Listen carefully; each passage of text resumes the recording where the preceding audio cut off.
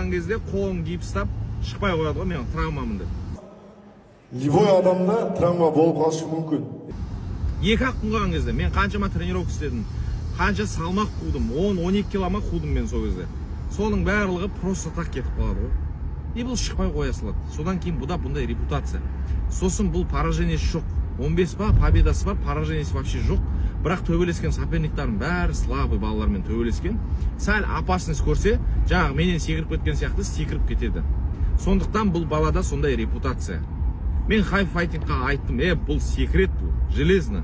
Осы мен қойын деп атыр деген кезде, бұл секіріп кетеді деген кезде, жоқ секірмеймін деп атыр деді. Енді хай файтингқа айтарым, хай файтинг бұл баладан 10 мың или 5 мың доллар депозит албаңдар. Ертең бой біткеннен кейін қайтарып береміз. Сол өзінің ақшасынан алып.